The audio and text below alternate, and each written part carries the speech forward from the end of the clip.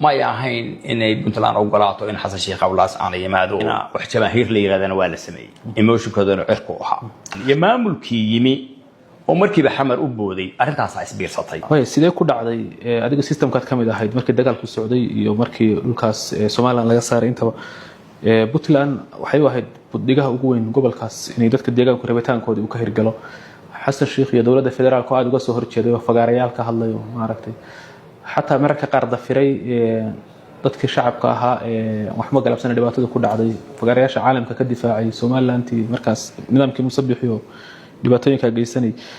inuu idin kaga xoog bato idin kala hoos baxo maanta sawirkiisa beel kasta ku yaalo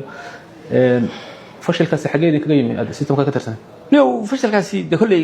way dhacday waa loo galaaday inuu tago laakiin waxba ay isbiirsaday waxay ahayd kow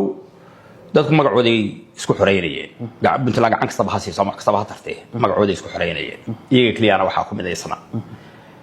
arintii haday dhacdayna wax jamaahir la yiraahdan waa la sameeyay emotion kadana cirku aha markay Puntland wax baa ka haydo qayb ka haydo saas lagu jeclaa calankeeda ilaa laga taagay kuumis laga taagay waa tagtay laakiin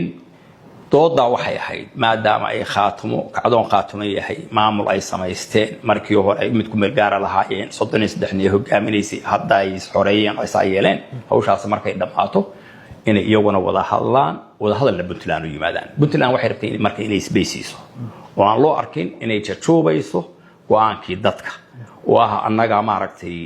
idin qabsanay ama hadalana markale idin joognay space-ka yar oo ay Puntland bixisay